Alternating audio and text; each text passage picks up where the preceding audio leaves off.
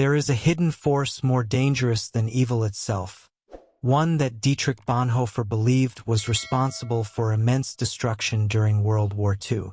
Unlike evil, this force cannot be reasoned with, exposed, or even fought directly.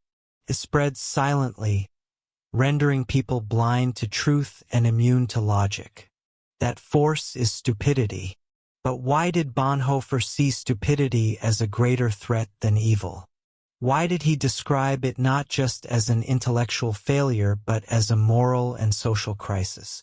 In this video, I will break down Bonhoeffer's insights, helping you recognize the signs of stupidity in others and perhaps even in yourself. The realization. Dietrich Bonhoeffer, born in February 1906, was a German Lutheran pastor, neo-Orthodox theologian, anti-Nazi dissident, and resistance fighter. For years, he tried to change minds. He spoke out against growing hatred, blind obedience, and the way people turned a blind eye to the cruelty happening around them. He believed that if he could just make them see, just make them understand, they would wake up. But no matter how much evidence he presented, no matter how clear the truth was, people refused to listen. One evening, after years of resisting the regime, he returned home to find his father waiting for him with a heavy heart. Two men were in his room. They had come to take him away. Locked in a prison cell, Bonhoeffer had nothing but time to think. He had watched his country, once a land of poets and thinkers, descend into a mob of cowards and criminals. He had seen friends, neighbors, even intellectuals surrender their morality. Not because they were all evil, but because they had stopped thinking. And then he realized, the real enemy wasn't malice. It was stupidity. Why stupidity is more dangerous than evil. There were reasons Bonhoeffer considered stupidity a greater threat than evil. Evil, according to Bonhoeffer, can be confronted, can be exposed, fought, and even defeated. There is always a way to resist it because, at its core, evil knows what it is. Even the worst of people, deep down, recognize that what they are doing is wrong.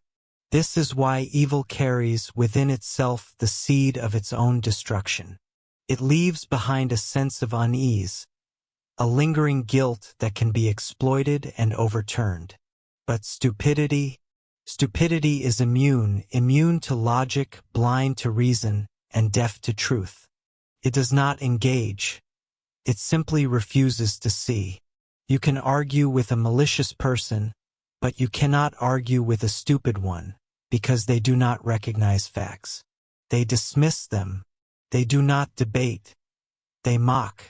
And, most dangerously, they are utterly convinced of their own rightness.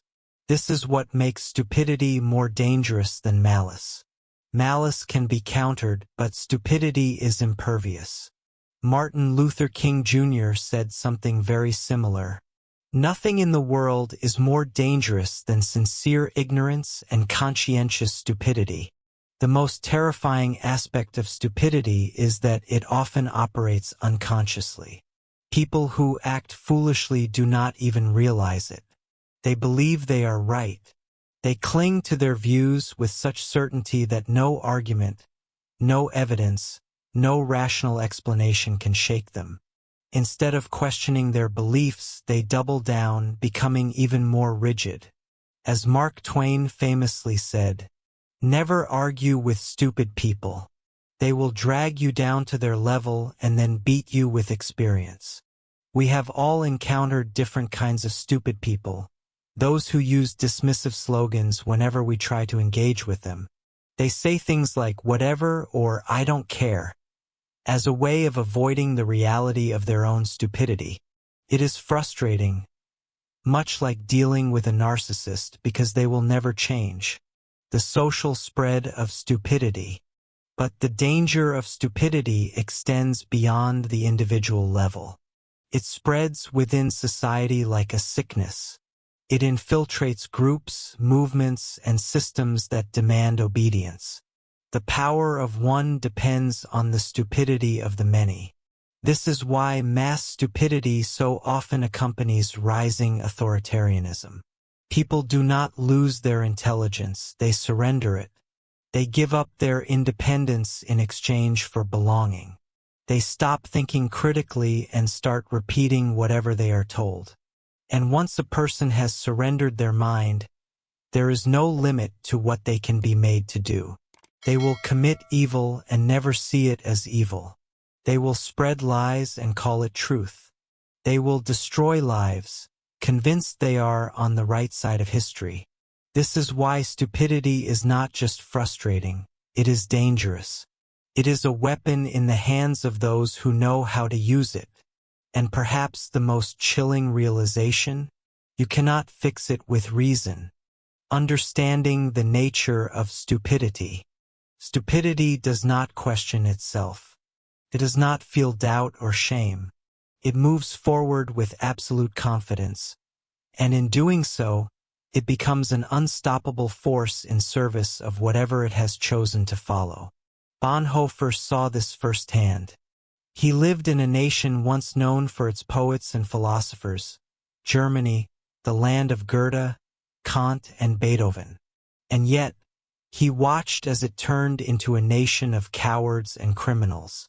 He saw ordinary people, many of them intelligent and educated, surrender their ability to think and instead blindly follow the Nazi regime. This is why Bonhoeffer argued that stupidity is not an intellectual defect but a moral one. A person can be brilliant in thought yet utterly foolish in action.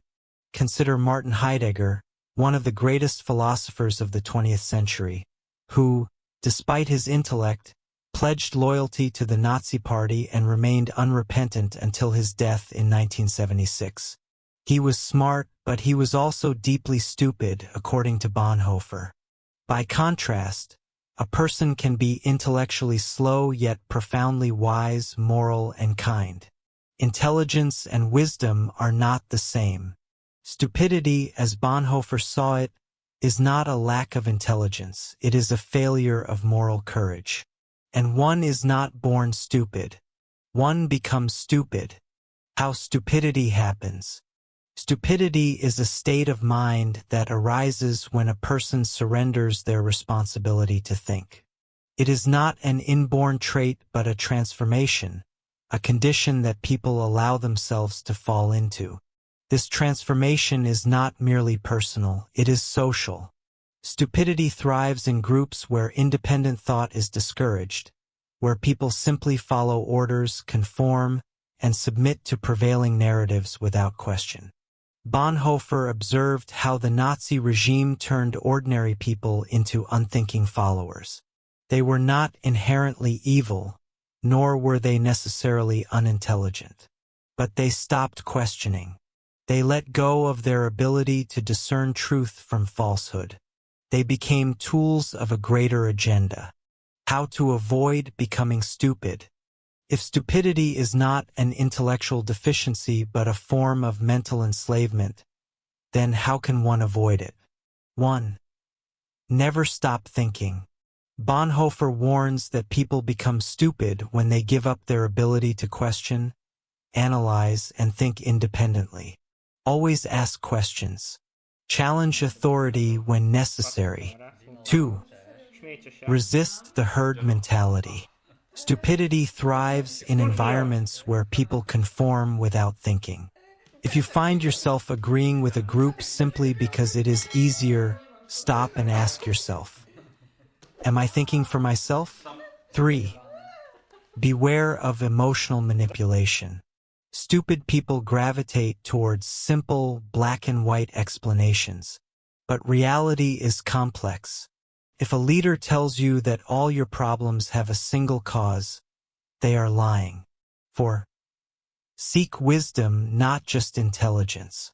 True wisdom comes from internal liberation, breaking free from fear, blind loyalty, and unquestioning obedience. This was Bonhoeffer's warning. If we do not actively fight for independent thinking, we will not just be battling stupidity, we will be ruled by it. The choice is ours. Stay alert. Stay critical. Stay free.